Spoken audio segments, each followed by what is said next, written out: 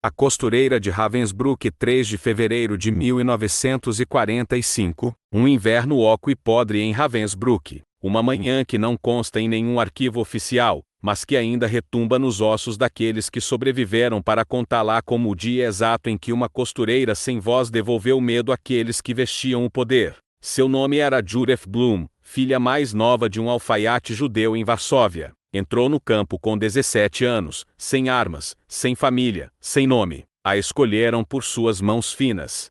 Nem o frio que lhe partia os ossos, nem a madeira úmida do vagão. O que chegou primeiro foi esse cheiro azedo misturado com fumaça, graxa e algo mais. Algo que não sabia nomear, mas que lhe revirou o estômago. Carne queimada. Ninguém dizia nada. Todos o cheiraram. Todos o engoliram em silêncio. O trem parou com um rangido seco. Dentro do vagão, mais de 50 corpos apertados como se fossem lixo velho. Uma mulher gritou do fundo procurando seu filho. O menino estava há horas sem responder.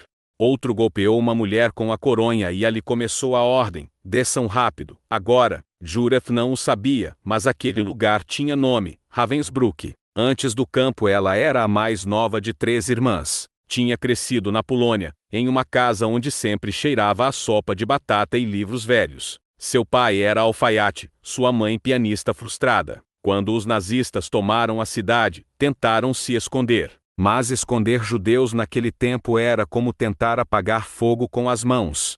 Não sabia que ali os nomes não duravam nada. Deram-lhe um número, um uniforme, umas sandálias, e a jogaram em um barracão com outras 40 mulheres, todas com os olhos fundos, e o corpo mais perto do fim que do começo. O dom que salva vidas, mas Judith tinha algo que poucas ali tinham: mãos boas para costurar. No terceiro dia, uma guarda percebeu as costuras que Judith havia feito em seu próprio uniforme, tentando ajustá-lo. Onde aprendeu isso? Meu pai era alfaiate. A guarda não disse nada.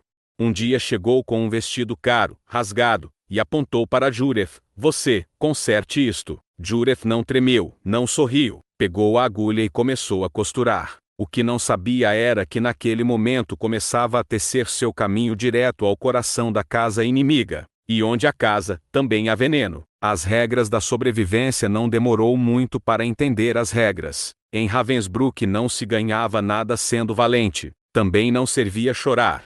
A única coisa que te mantinha viva era não ser vista ou ser útil. Judith, sem querer, tornou-se o segundo. Na sala de costura, o silêncio era religião. Só se ouvia o ranger das agulhas entrando e saindo do tecido. As mulheres trabalhavam com as costas curvadas, os olhos apagados e as mãos feridas. Algumas já nem falavam, haviam deixado de tentar. Mas Judith observava, sempre observava. Aprendeu rápido os gestos das guardas, o leve movimento de sobrancelha antes de um golpe, a forma como arrastavam as botas quando vinham cansadas. Notou quais tecidos vinham limpos, quais vinham manchados e, sobretudo, quem os mandava. O primeiro achado uma manhã, um oficial entrou com uma caixa de roupas e a deixou sobre a mesa sem dizer palavra. Judith viu que não era uniforme, era roupa civil, roupa cara de mulher. Para a senhora Engel, disse uma guarda. Pensou que era pó, mas não era pó comum. Cheirava a erva amarga, medicinal, perigosa. Escondeu-o entre suas roupas antes que alguém o visse. Naquela noite no barracão, tirou-o com cuidado e cheirou novamente. Não sabia exatamente o que era, mas havia algo familiar, algo que lhe lembrava os remédios de seu pai, que também tratava a dor com plantas, quando não tinha dinheiro para um médico. Judith entendeu sem palavras. Tinha veneno nas mãos. E pela primeira vez desde que chegou ao inferno, sentiu algo parecido com esperança. Planejando a vingança, passou os dias seguintes sem usá-lo, observando, escutando, testando se alguém notava sua falta. Nada. O pacote era seu. Então pensou nas costuras, uma blusa, bainhas internas, um reforço invisível na gola. Podia esconder microdoses, não muito, apenas o suficiente para provocar febre, fraqueza, algo lento, algo que não deixaria rastro. Não se tratava de matar rápido. Linha fina, pontos invisíveis, um toque dentro da gola, outro na manga. Não muito, só o justo. Terminou antes do amanhecer. No dia seguinte, a peça foi entregue sem uma palavra. E Judith esperou, não por glória, não por vingança direta. Esperou como esperam aqueles que já não têm nada a perder. porque às vezes uma agulha não apenas costura, às vezes também fere. Entrando na casa do poder, Jureth não teve que perguntar quem era, bastou vê-la entrar. Isto eu quero para amanhã, disse. Sua voz era seca, como papel velho, alemão de classe, cortante. Ninguém respondeu. Quem fez os concertos da blusa branca? Uma das guardas apontou para Jureth. Ela. Frau Engel se aproximou dela. Jureth podia sentir seu perfume docinho, pesado, desses que tentam cobrir a podridão. Vamos ver se você é tão boa quanto dizem, disse-lhe sem esperar resposta. Depois girou sobre seus saltos e saiu, deixando atrás um eco de autoridade tão afiado quanto um bisturi. A mudança. Jureth segurou o vestido com ambas as mãos. Era uma peça elegante de seda francesa, manchada na borda como se tivesse sido arrastada por engano. Levou-o ao canto onde costurava e se sentou. Respirou fundo. A agulha lhe tremia nos dedos, mas só por dentro. Por fora, uma estátua. Não era um concerto qualquer. Isso entendeu ao tocar o tecido. Eram mais assistentes que soldados. Nenhum ousava falar-lhe. Nenhum a olhava direto. Esta mulher não precisa de armas, pensou Jureth. Sua voz mata mais que qualquer fuzil. Dentro da casa do comandante, pouco a pouco a relação mudou. Frau Engel começou a dirigir-lhe a palavra sem filtros. Você tem mãos delicadas para alguém que dorme na lama. Como se mantém tão limpa? Meu pai era alfaiate. Me ensinou a trabalhar sem manchar. Espero que não se esqueça disso.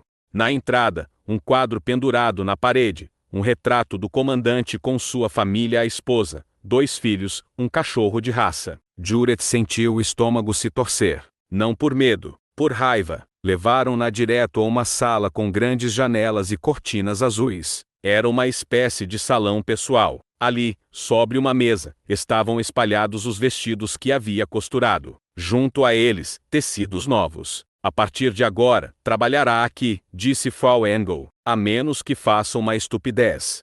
Passava o dia inteiro naquela sala costurando em silêncio, escutando os passos no corredor, as conversas filtradas atrás das paredes. Onde está o comandante? Saiu para a frente. Voltará. Disseram que esta noite. Vozes que iam e vinham, risadas de crianças no pátio dos fundos, o tilintar de taças na sala de jantar. Jureth aprendeu a mover-se como sombra, a passar despercebida, a não levantar suspeitas. Mas também aprendeu os detalhes, onde guardavam os medicamentos, quais bebidas a senhora preferia, que remédio tomava a menina quando lhe doía a garganta, que costumes repetiam sem perceber. E sobretudo, em que momentos ficava sozinha. Uma tarde, enquanto limpava linhas do chão, escutou uma discussão entre a senhora e o comandante. Não entendia tudo, mas captou palavras soltas. Vergonha. Judeus. Ordens desde Berlim. Devemos limpar. Mais tarde, a senhora entrou na sala de costura sem maquiagem. Tinha os olhos vermelhos. Entregou-lhe um vestido branco e disse: conserte rápido. Jureth não disse nada, mas naquele dia decidiu usar a segunda parte do pacotinho de veneno. Costurou pequenos traços dentro da bainha do vestido. Fez-o como quem reza, como quem põe uma oferenda aos mortos. A senhora usou o vestido naquela mesma noite, e 2 dias depois começou a tossir. Não era uma tosse forte, era leve, seca, intermitente. Uma manhã, a senhora entrou na sala e ficou olhando-a em silêncio. Depois disse: não sei o que faríamos sem você, Jureth. Ela mal piscou. Faço o que me pedem. Não, respondeu a mulher caminhando até ela. Você faz mais. Tem talento. É raro ver algo belo no meio de tanto lixo. Essa frase ficou cravada nela como uma agulha. Não pelo elogio, mas pela palavra lixo. Era assim que os viam, como lixo que costura, cozinha, limpa. Lixo útil.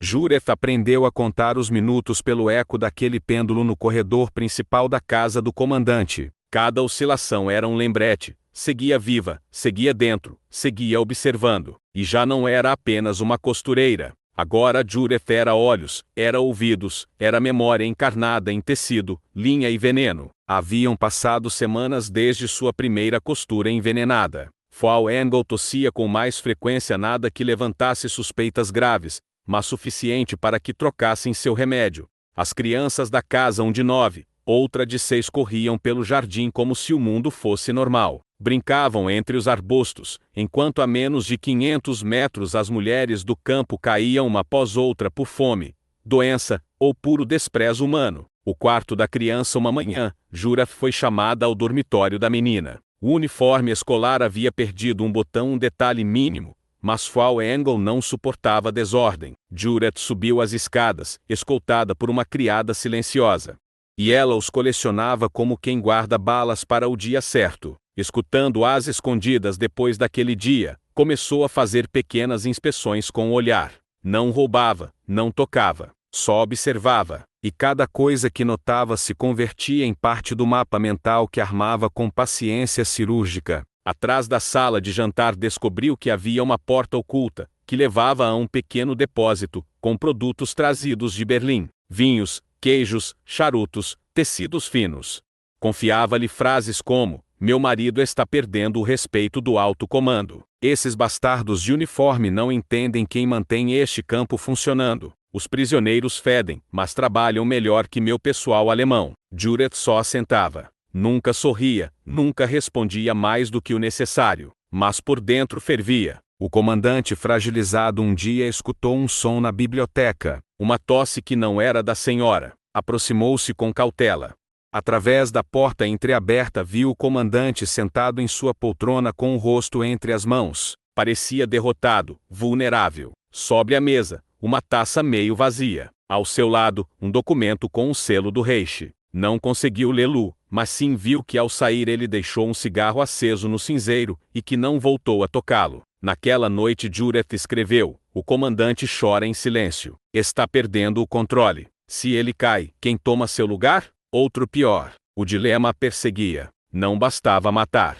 Que se caísse, talvez alguém pegasse o fio onde ela o havia soltado. A casa do comandante não era só um lugar de luxo no meio do inferno. Era um ninho de segredos. E Jureth os estava descosturando um por um. Ela não tinha armas. Não tinha aliados de poder. Não tinha sequer um plano claro. Mas tinha algo mais forte. Cada dia que sobrevivia, aprendia mais. E cada segredo que anotava era um tiro sem ruído. O veneno refinado. O veneno não se sentia nas mãos, nem no cheiro, nem na textura. Era lento, silencioso, como ela. Greta não explicou como o conseguia. Jureth também não perguntou. Esse era o acordo. Cada semana um pacotinho novo aparecia em sua bolsa de costura, e ela fazia o resto, preparando a próxima dose naquela noite, enquanto as demais prisioneiras dormiam. Jureth preparou seu espaço como um centro cirúrgico improvisado. Colocou uma vela sob o cobertor, tirou linha, agulha, tesouras pequenas.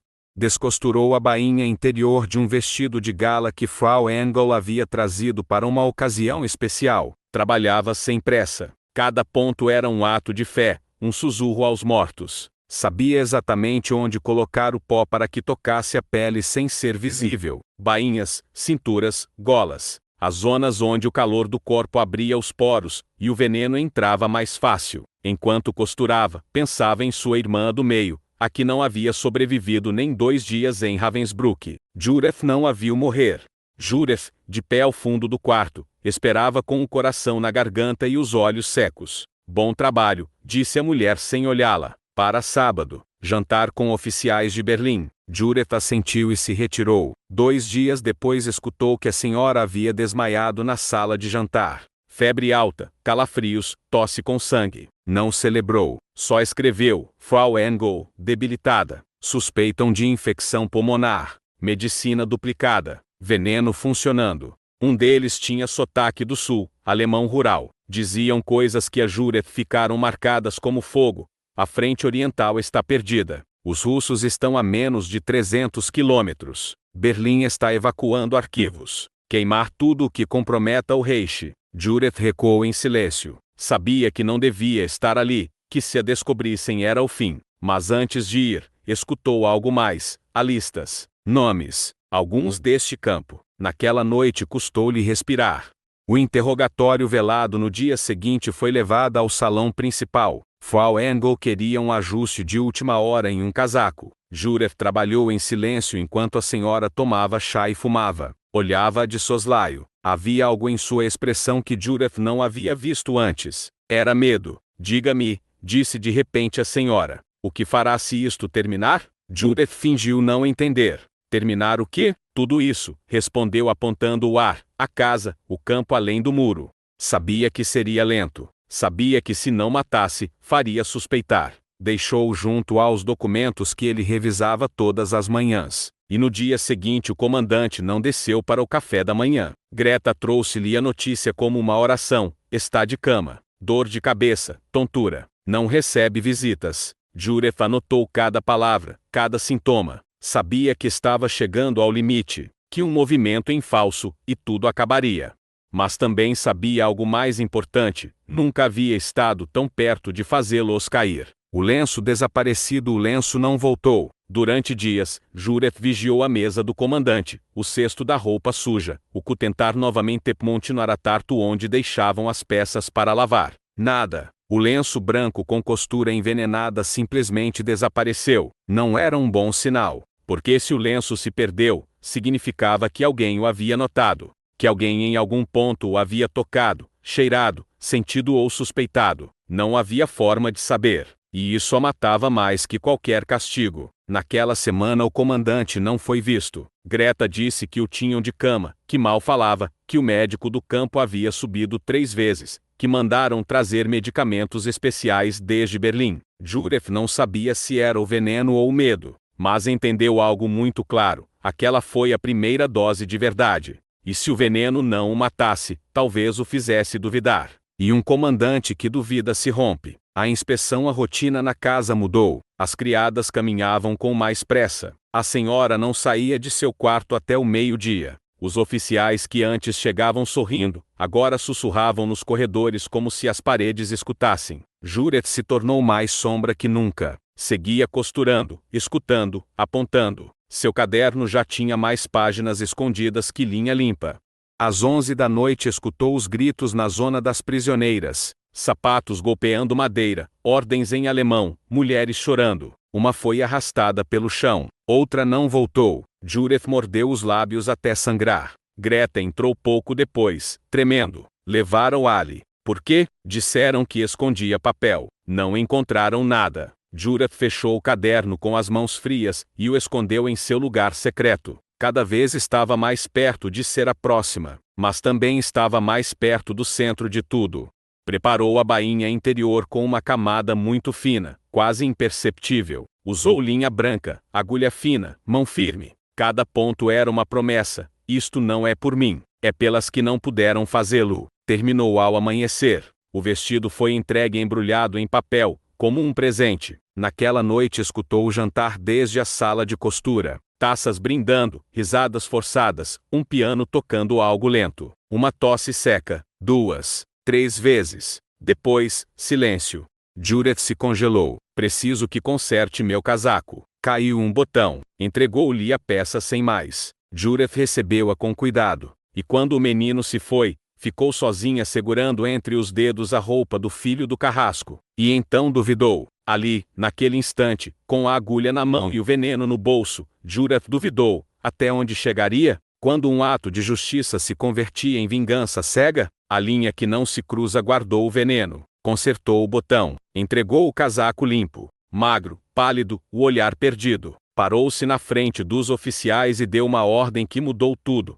Queimem todos os arquivos não essenciais. E Jureth soube que o império estava caindo. Lento, como a febre, como o veneno. E ela não era uma prisioneira. Era o vírus que ninguém viu chegar. O inverno mais frio, o inverno entrou sem pedir permissão. As paredes da casa, antes quentes, agora respiravam frio pelas frestas. Jureth sentia a mudança nos ossos, nos tecidos que chegavam úmidos, na forma em que as criadas esfregavam suas mãos, para não entorpecerem. Mas não era só o clima. Algo mais estava se congelando naquele lugar. Frau Engel seguia fraca. Não assistia aos jantares. Mai falava. A febre ia e vinha como ondas. Os doutores diziam que era esgotamento nervoso. Jureth sabia que era o veneno acumulando-se sem pressa. E o mais importante, ninguém o relacionava com ela. Era a que consertava suas coisas, a que não falava, a que cheirava a sabão barato e tecido limpo. Minha garganta arde, sussurrou a menina baixando o olhar. Jureth revisou a blusa. Viu que a gola tinha marcas vermelhas, como se o tecido tivesse raspado demais. Naquele momento, o ar se tornou pesado. Aquela blusa ela havia consertado fazia 2 semanas. Sentiu o estômago apertar. Havia usado veneno naquela peça. Revisou mentalmente os turnos, as datas, as doses. Tudo se encaixava. Greta a encontrou sentada no chão da sala de costura com os olhos cravados no nada. O que aconteceu? A menina está doente. Greta não perguntou mais. Sentou-se junto a ela em silêncio. Passaram minutos longos. Foi você. Jureth demorou para responder. Não foi intencional. E agora? Não sei. Os dias seguintes foram um martírio. A febre da menina aumentou. Trouxeram um médico do povoado. Disseram que era uma inflamação na garganta. Deram-lhe xaropes, banhos mornos, repouso absoluto. Exigiu uma investigação. O veneno, sem saber, estava fazendo mais barulho agora que antes. O comandante voltou a tomar controle. Deu ordens estritas, ninguém entrava nem saía sem permissão. As prisioneiras foram revisadas uma por uma. Jureth, por sorte, não foi tocada. O comandante ainda a considerava útil, mas a tensão era insuportável. O menino e suas palavras um dia, enquanto costurava no canto de sempre, o filho do comandante se aproximou em silêncio. Como se pudesse dormir depois de escrevê-lo. Não pode. Passou a noite em branco, escutando os passos dos soldados no corredor, os lamentos do campo à distância, os soluços abafados de Greta no quarto de serviço. A recuperação na manhã seguinte, tudo mudou. A febre da menina baixou. Os médicos disseram que havia passado da etapa crítica, que era questão de dias para que se recuperasse. Jureth chorou pela primeira vez em muito tempo. Não pela menina, não por remorso. Era sua forma de marcar território, de deixar rastro, de lembrar aquele homem que não estava sozinho em sua guerra. Jureth não era uma assassina. Era memória com agulha. O retorno à normalidade. A menina se recuperou. A casa voltou ao seu ritmo. Frau Engel seguia fraca, mas já não gritava. O comandante aparecia menos. As criadas andavam nas pontas dos pés. Jureth costurava, e em cada ponto deixava um pedaço do que alguma vez foi humano. Porque o dia em que a menina tossiu não foi só um sinal de doença. Foi o dia em que o inferno se assomou ao paraíso, e tudo mudou. O diário enterrado. O caderno tinha 42 páginas, cada uma costurada à mão dentro da bainha do vestido cinza que Jureth usava para trabalhar. Não era um caderno como os de escola. Não tinha capas, nem linhas, nem título. Eram folhas recortadas de sacolas, embalagens, pedaços de papel higiênico roubado dos banheiros dos oficiais. Havia mapas da casa, localização de quartos, códigos marcados nos pacotes que chegavam desde Berlim. Havia descrições detalhadas dos oficiais, seus hábitos, suas fraquezas, suas bebedeiras. Havia inclusive anotações de conversas completas entre Frau Engel e seu marido, tomadas palavra por palavra com precisão cirúrgica. Era um documento de guerra, e ela era sua autora. A cumplicidade de Greta. Greta o havia lido uma vez. Só uma. Foi a noite depois do acidente com a menina. Jureth levantou-a com uma faca enferrujada que Greta roubou da cozinha. Debaixo, terra fria, seca. Cavaram com as unhas até fazer um buraco do tamanho de um punho. Ali envolveram o caderno em trapos e o enterraram. Jureth colocou a madeira em cima como se nada fosse. Se algo me acontecer, disse a Greta, tire isto e faça com que alguém leia. O silêncio estranho. Passaram semanas sem tocá-lo. O campo estava em um silêncio estranho. Os bombardeios ao leste eram mais frequentes.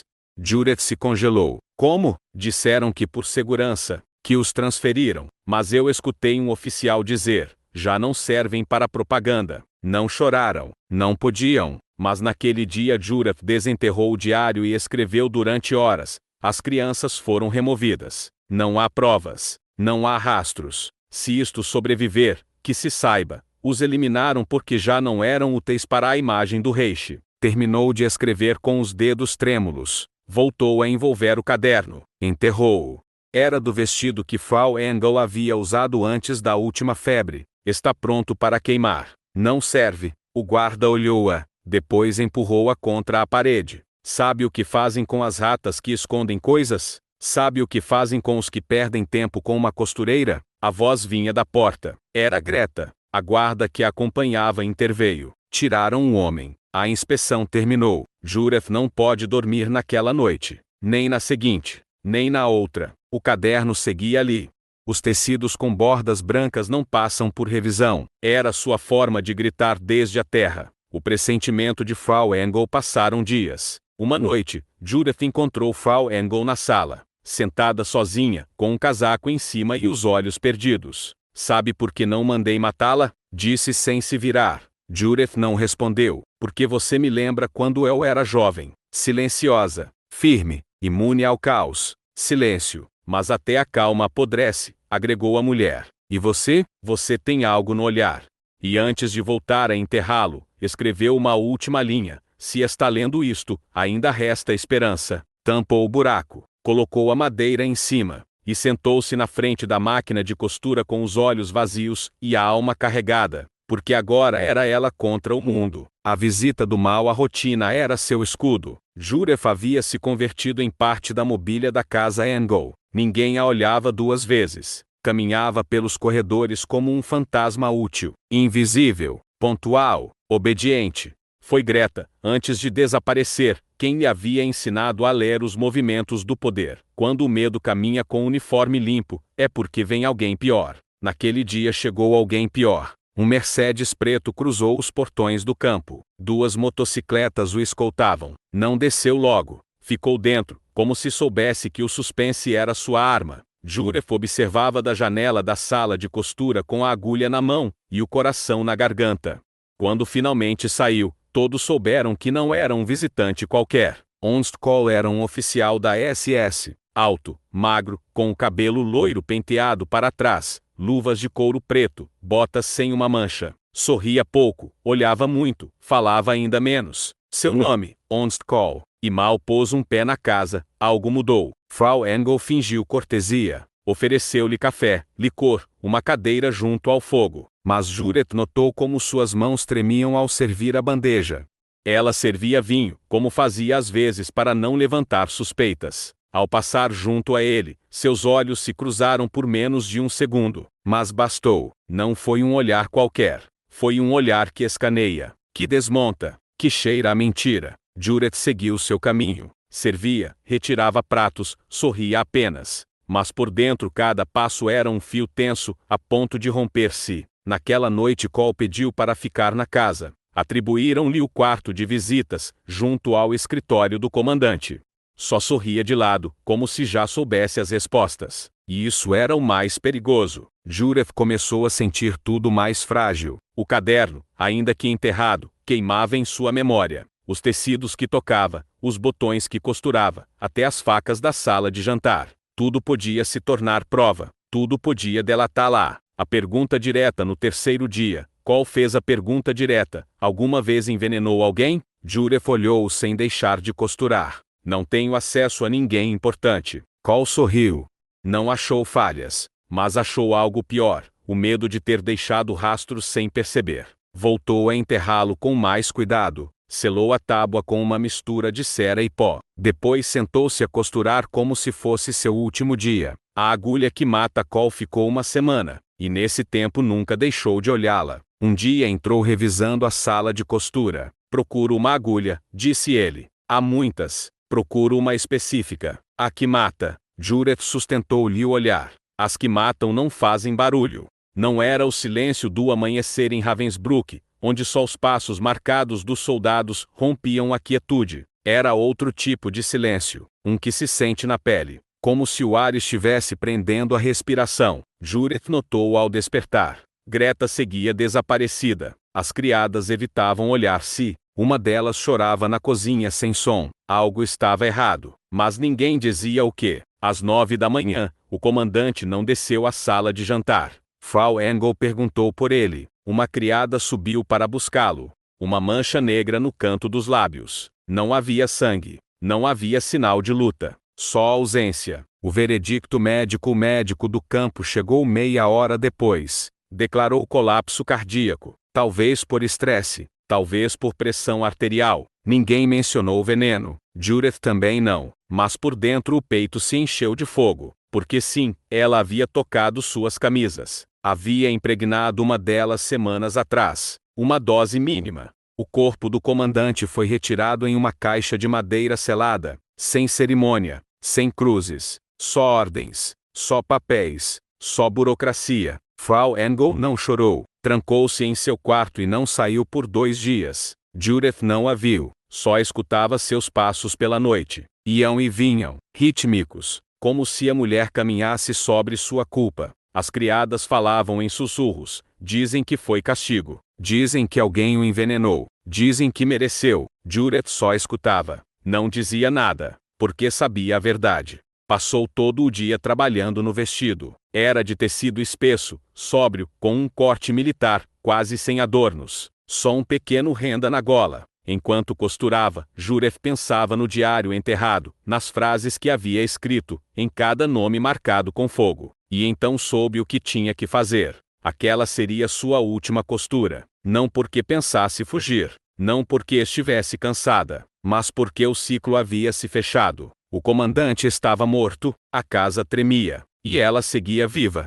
O enterro foi silencioso. Poucas palavras, pouca gente. Um caixão selado. Terra úmida caindo como golpes secos. Judith não assistiu. Não foi convidada. Mas viu da janela como Frau Engel se mantinha ereta na frente do buraco, com um vestido negro colado ao corpo. E soube que o ciclo estava completo. Não era justiça. Não era vingança. Era um acerto de contas. E estava escrito com linha. O vestido lhe ficava perfeito. A casa morta, a casa se tornou ainda mais fria após o enterro. Não só pelo clima. Era como se o ar se negasse a circular. Como se as paredes soubessem que o império dos Engel estava se desmoronando desde dentro. Frau Engel deixou de comer. Passava os dias trancada. As criadas diziam que falava sozinha, que lia cartas velhas, que às vezes ficava de pé na frente do espelho por horas, tocando sua gola, como se visse algo que não podia ver. Não aguenta mais, sussurrou uma das criadas.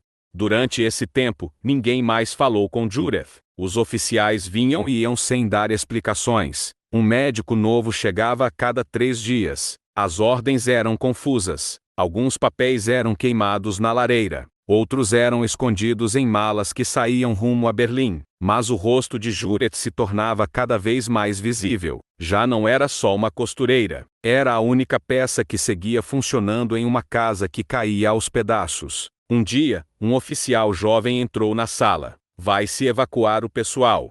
Porque se o mundo lá fora queria ignorar o que havia acontecido naquela casa, ela ia obrigá-lo a olhar. A queda de Frau Engel 2 dias depois encontraram Frau Engel inconsciente em seu quarto. Pele fria, olhos apagados, respiração fraca. O médico não soube dizer o que era. Não encontraram rastros de envenenamento. Só esgotamento extremo. Colapso sistêmico. Judith não estava ali quando ocorreu, mas escutou o som. Quando o corpo caiu ao chão, o inferno ficou sem sua rainha. Não houve funeral.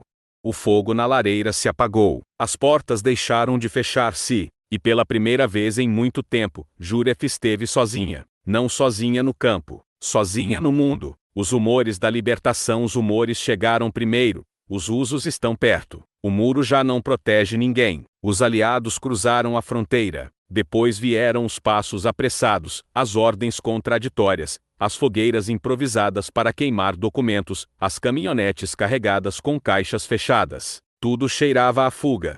Porque agora que tudo havia terminado, não sabia o que fazer com o que restava dentro dela. A chegada dos soviéticos 2 dias depois, os soldados soviéticos entraram. Não eram salvadores. Eram sobreviventes como ela, mas com uniforme. Entraram com armas na mão, apontando para todos, gritando em um idioma que Judith não entendia totalmente. Ela levantou as mãos. Não falou. Um médico examinou-a. Um oficial anotou seu número. Deram-lhe um cobertor, uma xícara de sopa, e mandaram-na com as demais prisioneiras que seguiam vivas. Poucas demais. Abrindo o diário, Judith não chorou, só procurou um lugar tranquilo. Sentou-se e tirou o caderno. Abriu com mãos lentas. Estava tudo ali, intacto, costurado ao casaco, protegido como se soubesse que aquele momento ia chegar. E então começou a ler, página por página, linha por linha. Recordou cada costura, cada olhar, cada palavra escutada atrás das paredes.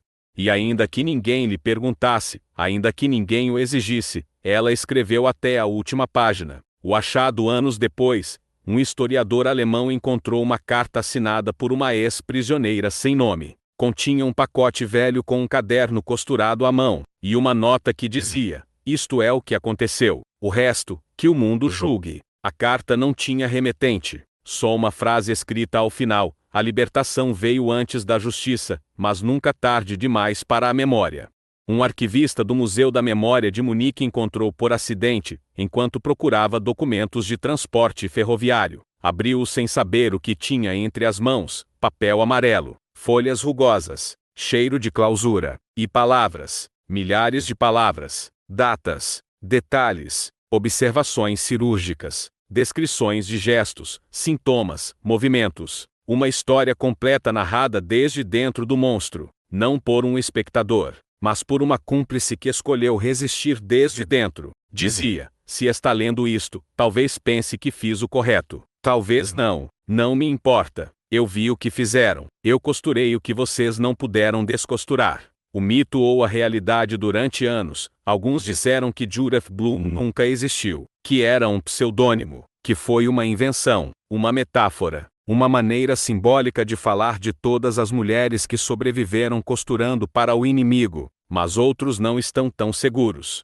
Soldados russos contaram ter libertado uma mulher muda que se sentava junto a uma máquina de costura quebrada, com um olhar fixo em uma janela suja, e um casaco costurado à mão sem etiquetas. Um camponês do norte disse ter alugado um quarto a uma mulher magra, silenciosa, que costurava pelas noites e escrevia pelas manhãs. Uma anciã em Cracóvia jurou que uma mulher lhe entregou um vestido negro anos depois da guerra, com uma costura vermelha no interior da gola. E que depois de vesti-lo, seu marido nunca mais voltou a bater nela. O legado Judith não procurava fama, procurava equilíbrio, e a seu modo, conseguiu. Hoje, no arquivo subterrâneo do Museu de Ravensbrück, há uma vitrine que quase ninguém visita. Contém uma agulha enferrujada, um pedaço de tecido preto, e uma cópia do diário encadernada com linha vermelha. A placa ao pé diz: Judith Blume, prisioneira, costureira, testemunha, algoz. Não há respostas.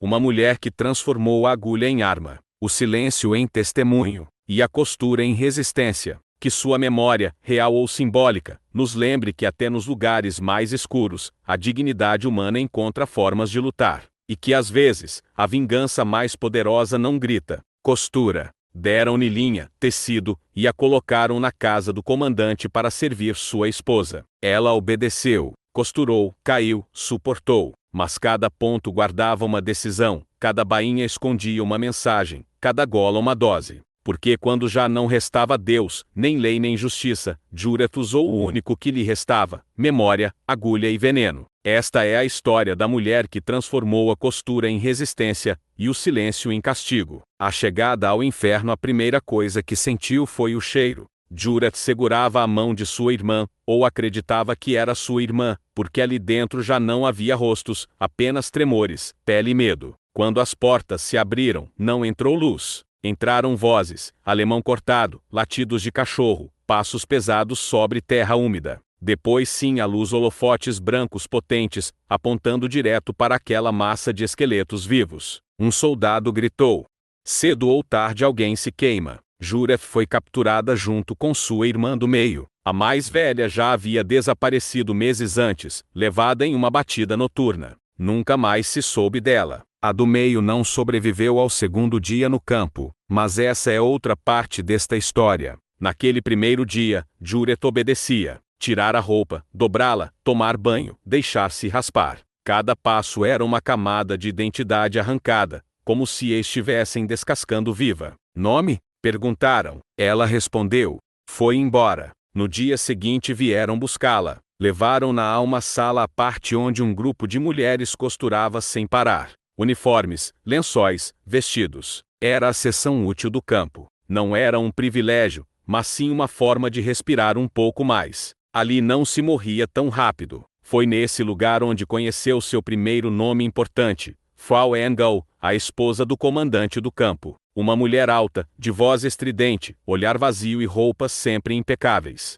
E depois a Judith, faça bem feito. Dentro da caixa havia vestidos franceses, blusas de seda, um casaco de inverno com botões de marfim. Judith os tocou com cuidado. Cada peça era como uma declaração de poder. Ela costurava para a esposa do carrasco. Mas isso não foi o mais importante daquele dia. Enquanto revisava os bolsos de uma saia, como era obrigatório fazer, encontrou algo estranho. Um pequeno pacotinho embrulhado em papel, quase do tamanho de uma unha. Tratava-se de sangrá-los aos poucos, como fizeram com seu povo. A ideia ficou rondando em sua cabeça como um inseto até que um dia a senhora Angle chegou em pessoa. Quero esse vestido pronto para amanhã. Vou usá-lo no jantar. Judith baixou o olhar, assentiu, e enquanto a mulher se virava, suas mãos já sabiam o que iam fazer. Naquela noite, com o coração batendo como tambor de guerra, Judith abriu o pacotinho e começou a costurar.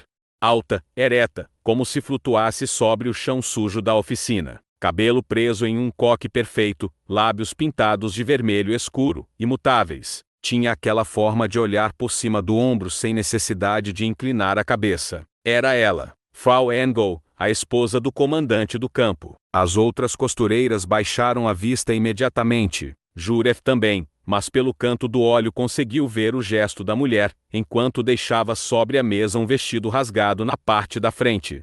A forma como a seda deslizava entre seus dedos, o peso do encargo, o risco de fazê-lo mal. Naquele momento não estava apenas reparando uma peça, estava sendo observada. Desde esse dia, Frau Angle começou a aparecer com frequência. Sempre com novas peças, sempre com a mesma expressão ausente. Judith descobriu que havia um padrão. A esposa do comandante não vinha sozinha. Nunca trazia as guardas comuns. Só a escoltavam oficiais jovens, silenciosos, que mantinham a vista fixa nas paredes.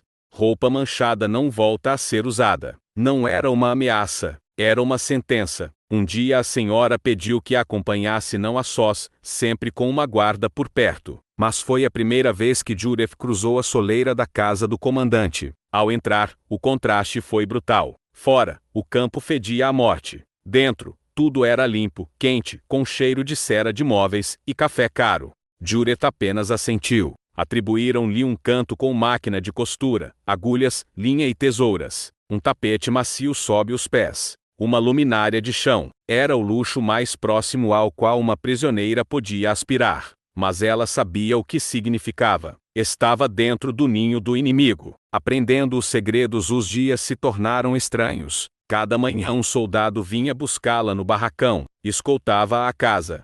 Mas constante, Judith escutou as empregadas falarem: deve ser o clima, ou os nervos, não tem dormido bem desde a última carta. E então soube que o veneno funcionava, que a dose era suficiente para debilitar, mas não para matar. Era perfeito, era lento, era seu. O diário da vingança durante semanas, Judith seguiu costurando. Um ponto aqui, um reforço ali. Cada peça era uma pequena ferida, um corte invisível. E a senhora Angle as vestia com orgulho. A ironia era insuportável. Naquela noite, enquanto as demais dormiam, tirou o caderno que havia começado a escrever em segredo. Havia costurado dentro da dobra de seu vestido. Ali anotou: dia 37 na casa. Frau Angle tosse 3 vezes por minuto. O veneno segue fazendo efeito. Não suspeita. Ainda não. Não era só vingança. Era justiça silenciosa, paciente, vestida de obediência. E em cada costura ia sua assinatura. A rede de observação, o som do relógio de pêndulo marcava as horas como uma condenação silenciosa. Judith soube porque uma das criadas deixou uma caixa vazia no lixeiro atrás do salão. Era um frasco de xarope para infecções pulmonares. Judith guardou como se fosse uma relíquia. Tudo o que encontrava, anotava. Seu caderno, costurado dentro da dupla dobra de seu vestido de trabalho, começava a encher-se. Cada página era uma confissão muda, datas, palavras soltas que escutava atrás das portas, reações físicas, mudanças de humor, rotinas. Ela era invisível, e por isso podia ver tudo. Ao entrar, viu um quarto decorado com bonecas loiras, paredes cor creme, e uma janela com vista direta ao muro eletrificado do campo. A menina estava sentada em sua cama. Não cumprimentou, apenas levantou o braço com desgano apontando a blusa. Aqui, disse. Judith se ajoelhou e começou a costurar. Não disse palavra, mas olhou ao redor.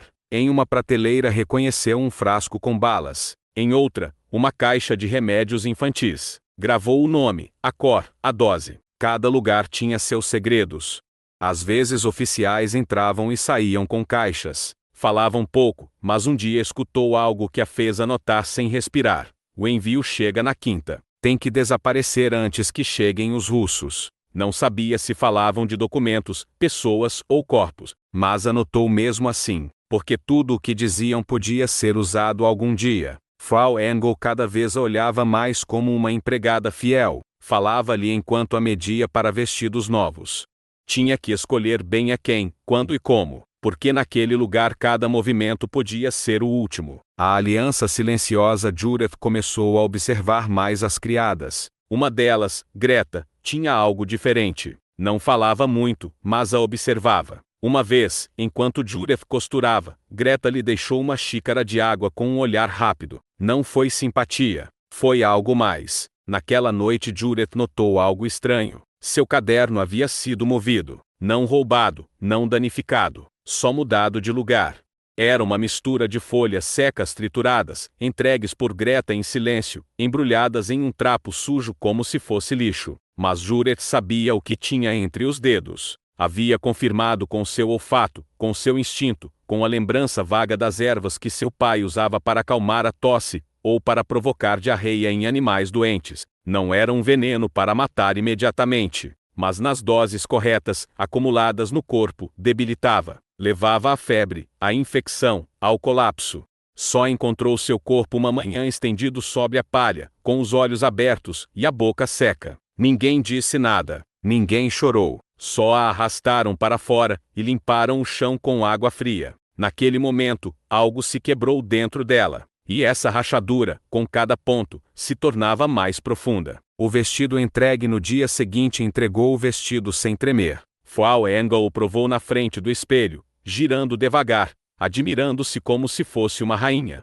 A paranoia cresce com cada ataque, a senhora parecia mais irritável, mais paranoica. Começou a desconfiar das criadas. Gritava por detalhes mínimos, uma mancha no chão, um botão mal abotoado, um prato mal servido. Mas a Judith não tocava. Ela é útil, disse uma vez o comandante. Não a incomode. Essa foi a única proteção que teve em meses. E soube que não ia durar. As vozes da derrota uma tarde, enquanto organizava tecidos na sala de costura, escutou vozes na sala contígua. Homens, oficiais. O que significava isso? Quem estava nessas listas? Quem ia desaparecer antes que chegassem os aliados? Nessa mesma noite, Greta se aproximou com os olhos mais tensos que nunca. Algo está mudando, sussurrou. Os trens agora vão vazios. E a senhora já não dorme. Judith não respondeu, só pensou em seu caderno, em tudo o que havia escrito, em tudo o que sabia. E entendeu algo aterrorizante, estava perto demais da verdade. E se ela sabia, talvez outros também soubessem. Se os russos chegarem, se cairmos, o que fará? Judith engoliu seco. Seguirei costurando. Frau Engel sorriu, mas não era um sorriso real. Isso você faz bem, costura, como se não tivesse alma. Judith não contestou, mas por dentro algo se acendeu. O lenço do comandante naquela noite costurou uma nova peça. Não para a senhora, para o comandante. Um lenço de linho, algo aparentemente inofensivo. Colocou uma quantidade mínima de veneno na costura da borda. Sabia que o suor o ativaria.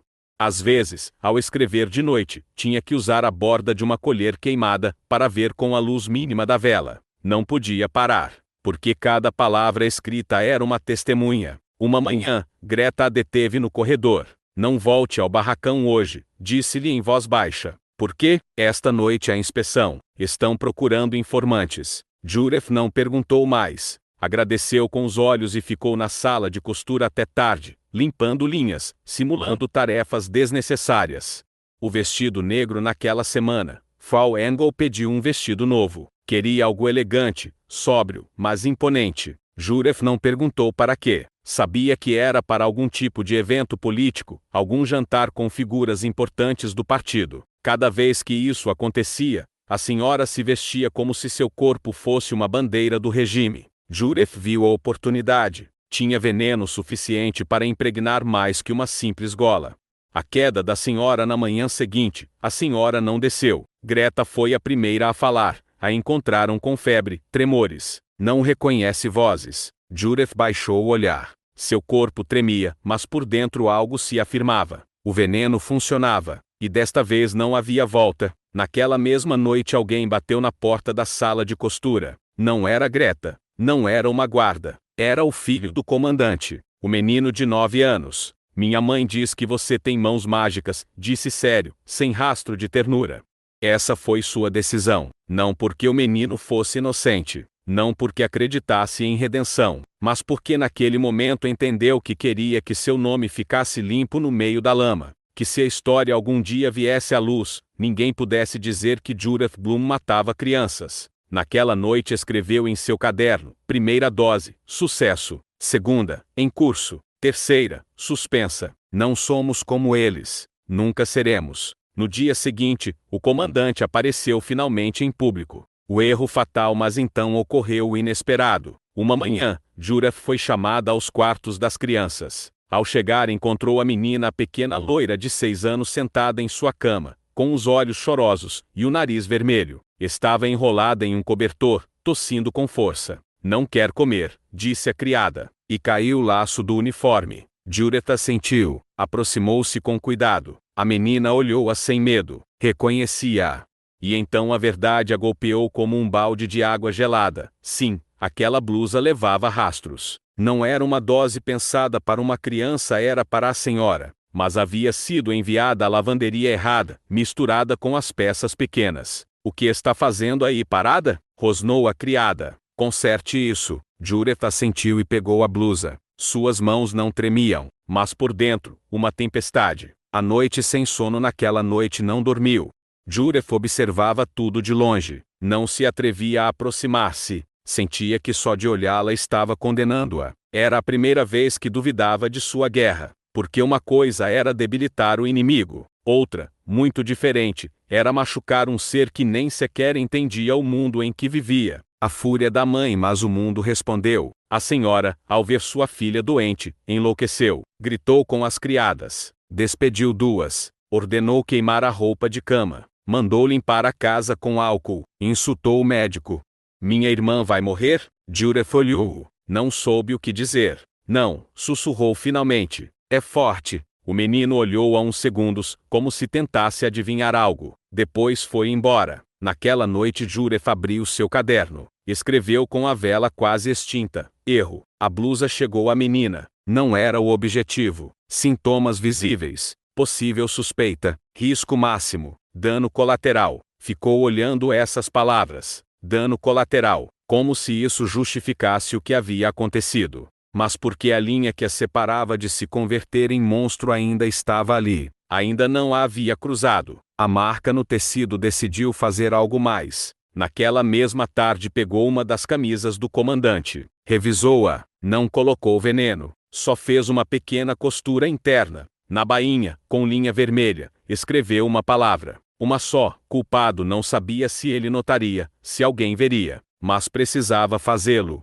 Cada uma estava escrita com pedaços de carvão, cinza úmida, ou às vezes tinta extraída de cartuchos vazios. E no entanto, era o objeto mais perigoso de todo Ravensbrück. Judith sabia. Cada vez que o tirava do esconderijo, o coração se encolhia. Mas não podia parar. Porque aquele caderno era mais que memória. Era prova. Era testemunho. Era sua única forma de gritar o que seus lábios não podiam. Ali havia nomes, datas, doses, frases soltas escutadas atrás das paredes. Judith não havia aguentado mais. Mostrou-lhe uma das folhas. Greta não disse nada durante longos minutos. Depois olhou-a e disse: isto poderia nos matar as duas. Ou poderia salvar alguém, respondeu Judith. Depois disso, decidiram procurar um esconderijo real. Algo mais que a bainha do vestido. A escolha foi o chão da sala de costura. Uma das madeiras do canto traseiro estava podre. Havia umidade, e cada vez que alguém pisava ali rangia. Escutavam-se às vezes de madrugada, como se o céu rosnasse de longe. Os oficiais caminhavam com pressa. Falava-se de avanços inimigos. Alguns prisioneiros eram transferidos. Outros simplesmente desapareciam. Judith notava tudo, mas não escrevia nada. Tinha medo, não do castigo, mas de perder o diário. De que o encontrassem. De que todo esse esforço, toda essa dor comprimida em papel sujo fosse destruída. Até que um dia Greta chegou com os olhos vermelhos. Levaram as crianças. Tampou o chão, e ficou sentada em cima por mais de 1 hora, como se pudesse protegê-lo com seu corpo. A inspeção violenta naquela mesma noite houve inspeção. 2 guardas irromperam na sala sem aviso prévio. Revisaram gavetas, tecidos, roupa suja. Um deles olhou direto para Judith enquanto chutava uma caixa. O que esconde? Nada, disse ela firme. Nada. E isto? Mostrou-lhe um retalho de tecido manchado com algo parecido com sangue seco. Judith reconheceu o pedaço. Mas ela já não sabia quanto mais poderia protegê-lo. E então entendeu, o diário não era só para registrar o passado. Era para preparar o futuro. Mensagens para o futuro. Judith começou a usá-lo de outra forma. Começou a escrever mensagens cifradas, curtas, como sinais para quem o encontrasse. Informação útil, dados concretos, instruções. A porta traseira não tem tranca. Usar depois da meia-noite. O oficial encarregado das transferências bebe todas as noites. Dorme às 22 horas.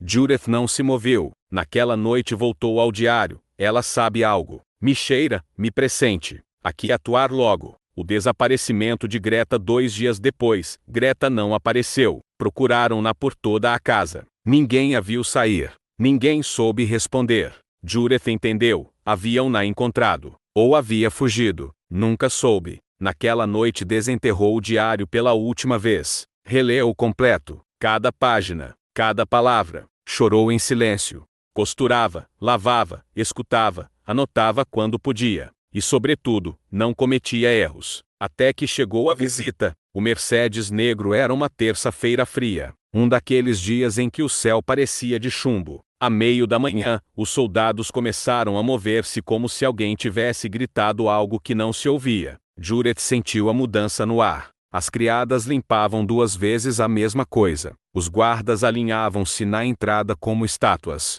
O comandante, por sua parte, reapareceu pela primeira vez em dias. Sua cara seguia pálida, mas sua voz era firme, forçada. Vim pelas auditorias, disse Cole, e pelos rumores. Ninguém perguntou a que se referia, mas todos sabiam, os rumores sobre transferências não autorizadas, sobre doenças na família Engel, sobre informes falsificados, sobre uma costureira judia com acesso à casa. O olhar que escaneia Judith soube assim que Cole a olhou pela primeira vez. Foi durante o jantar.